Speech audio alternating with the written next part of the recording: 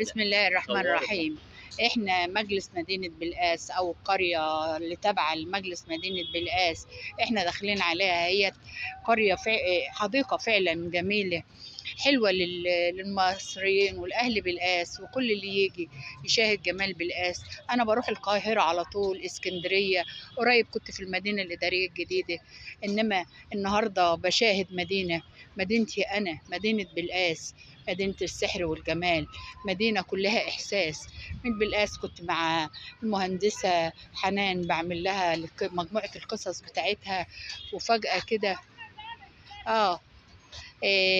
جيت النهارده شفت بلقاسة هيت، وشفت النشاطات اللي موجودة في الحديقة، وشفت كل نشاط مختلف عن التاني. واحنا شفنا هي منها لسه جديدة، او منشأها لسه جديد، فلسه الرجل ما جاتش عليها قوي، انما انا حبيت فعلا اظهر جمال بلدي. هنا مرجحات للي عايز يتمرجح، أطفال كبير صغير. شفنا الزرع والخضرة شاغل مكان كبير فيه. شفنا مراجيح، احنا شفنا الزرع والخضرة والنافورات مكان أكبر. كانت زمان حلوة بس مش حلوة بالشكل ده، إنما هي الوقت مكان جميل فعلا، ومكان فيه كل اللي الواحد يشوفه. احنا من خلال بلقاس ومن خلال جمالها حبينا فعلا نصور المكان ونبرزه للمشاهد البلقاسي. تعالى شاهد جمال بلدي. عاملين بره استراحات للناس اللي جايه المستشفى تقعد عليها. شايفين مستشفى بلقاس اهي، مكان حيوي ومكان مهم. مستشفى بلقاس مستشفى كبيره وجميله. ازيكم يا بنات؟ تقولوا ايه النهارده واحنا في حاجه جميله كده ببلقاس؟ انت عايزه تقولي ايه والمكان كله حلو وحيوي؟ بتقول عن المكان حلو، ونفسك يبقى فيه ايه كمان؟ ترابيزات واستراحات. يا ريت يكون في مثلا حاجتين قصاد بعد كده، ترابيزه في النص عشان اللي يجي يقعد فعلا، هو ده طلبنا، ان فعلا يبقى فيه ترابيزات واستراحه، لان هي لوحه جميله. تقولي ايه كمان عن جمال بلقاس؟ جميله. انت طالبه؟ انا مش من هنا اصلا. من ايه؟ من الجيزه. الجيزه عند الاهرامات. يعني انت جايه من القاهره فسحه عند حد من قرايبك؟ لا، بدرس هنا. تدرسي في ايه بقى؟ في المعهد. المعهد بتاع الكردوت. تصدقي فكره جميله فعلا ان طلبه المعهد وعايشه بقى مقيمه هنا في الفتره دي. باجي وبروح. وحاسه ان الفسحه او الملذ. ايوه، دي حاجه حلوه يعني، مختلفه عن الجو ان هو نقعد فيه يعني وكده فسحه. هي كانت الاول حلوه بس مش بالشكل ده، انما هي في الوقت الحالي جميله جدا. انت عندك موهبه ولا حاجه او ما بتعرفيش تغني او حاجه؟ تقولي ايه بقى وبتوع الجيزه كده اما يشوفوكي؟ فنانه جميله. كل سنه وانت طيبه. طب قولي لنا اسم المعهد الكردود اسمه؟ معهد العلوم الاداريه بالقاس. معهد العلوم الاداريه ده في الكردود، والكردود تبع بلقاس، بينها وبينها حوالي 7-8 كيلو. بس فعلا المعهد عمل نجاح وعمل طفرة حلوة، وبقى تبع تنسيق الجامعات، وبيجوا طلبة. هي جت من القاهرة، بيجوا طلبة من آخر الدنيا عشان يشهدوا فعلا جمال بلدنا. سعدت بيكي. احنا شفنا هو مناظر كتيرة وعديدة وشغل اهوت. هقول عن بلقاس مهما أقول بلقاس بلد جميلة. بلقاس فعلا المكان. اكلم لك شويه انا بقى. ماشي. المكان اهوت المكان جميل. أقول إيه؟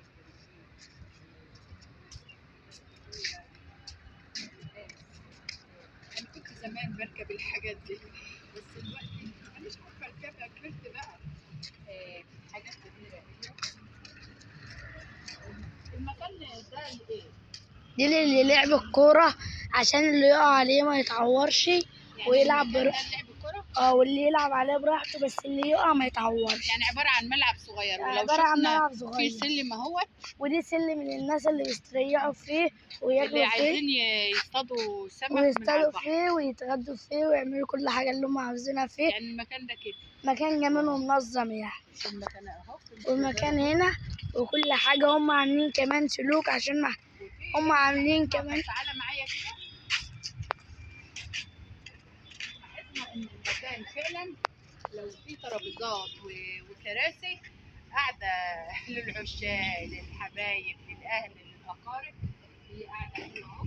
ولو جه الوقت والانسان عايز يصلي ممكن برضه يصلي هنا.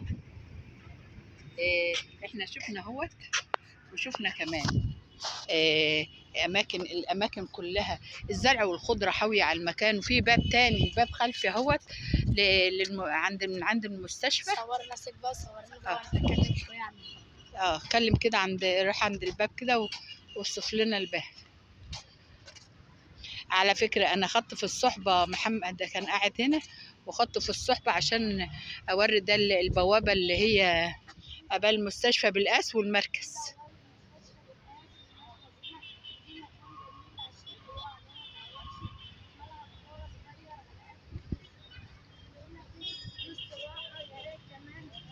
وفي مكان اهوت برضه في كمان هنا كافيتيريا لو الناس عايزة تستريح. كافيتيريا في المستقبل، وفيها حوض اهوت للي عايز يشرب شاي او يشرب حاجه.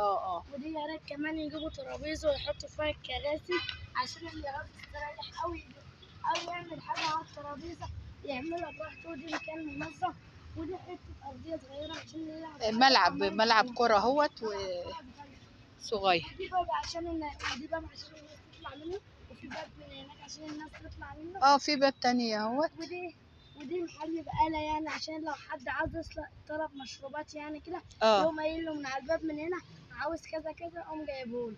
هو بيفتح الباب يدخله له، هو بيحطه له، هم يقوموا داخلين كده يعني الشمس هنا كده، يقوموا داخلين قاعدين ماشيين يتفسحوا براحتهم. يعني هي لسه فيها شويه رفاهيات. كمان عاملين سلوك عشان اللي يروح هناك ما يقعش في البحر ويحافظوا عليه. وعاملين هنا برضو بنين حاجات عشان اللي يروح هناك كده. وعلى فكرة فيه مركبة اهيت، مركبة اهي للإخوة اللي بيصطادوا سمك. عشان لو في واحد عاوز يعدي كده البر التاني اللي بيصطادوا سمك اهي. والسمك عامل ازاي او سمك او هي دي بالقاس المدينة الصغيرة، المدينة الكبيرة بس صغيرة بالنسبة للقاهرة والأماكن دي، إنما ودي موقف الشيشة موقف الشيشة والشوامي والكردود اللي رايحين معهد الكردود. ودي مدرسة الثانوي بنات، والإعدادية والراشد لغات ومدارس كتيرة. وهنا قاعة الراشد، وهنا قاعة الراشد، صيدلية الدقم، صيدلية منظمة وحاجاتها حلوة بنستفاد منها. ودي مستشفى بالقاس العامة كويسة ونظيفة. على فكرة أنا شغالك وياي، تعال احنا خارجين اهوت في صورة مباشرة وصورة حية وصورة حيوية. وهو لقيته فعلا متحدث حلو هشغله معانا في البرنامج. واحنا خارجين اهوت. كمان أرض صغيرة عشان لو واحد عاوز يقف كده ويتصور جنب الحديقة. يعني العروسة والعريس لو هاويين وجايين يتصوروا يجوا يشرفوا. يقفوا هنا جنب الزرع كده والنور منور عليهم كده، يقفوا يتصوروا براحتهم. ودي زرع اللي عاوز يقعد يتصور جنبه برضه بحاجة النور بيطير، وبيعملوا رايحين له بيت ويعملوا حاجات من دي. يا ريت كمان لو دي بقى استراحات عادية معمولة بالسيراميك وكده داخلين لباب الخروج.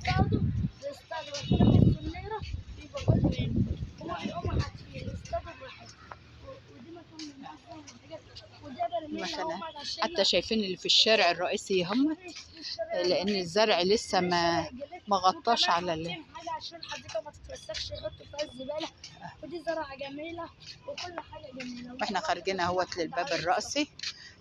الباب فعلا جميله. وانا جايه من خلال البرنامج بقول للمشاهدين بالقاس بلدي، انا حبيت ان انا ابرزها واخليها فعلا ودي جميله والناس فيها كل حاجة تقريبا، فيها كل حاجة للأطفال والكبار والصغار والعائلات. وشفنا الشجرة دي شجرة بقالها سنين، هم ما شالوهاش ولا حاجة، بس حاولوا يعملوا حواليها منظر ديكور. فهي دي هي بالقاس الصراحات اهي للي يقعد. يقولوا قعد بإيه؟ ده 5 جنيه، ب5 جنيه تعيش حلمك، تعيش أيامك ب5 جنيه. عشان يحطوا فيها أي حاجة. باسكت. وهنا ملاهي الصغيرة والطفل الصغيرين اللي هم يخشوا يلعبوا فيه. وهي دي بالقاس. ودي محل فشار ومحل جلاط. حلو ودي ده. تلاجة مال الشرب بياخدوا سوا.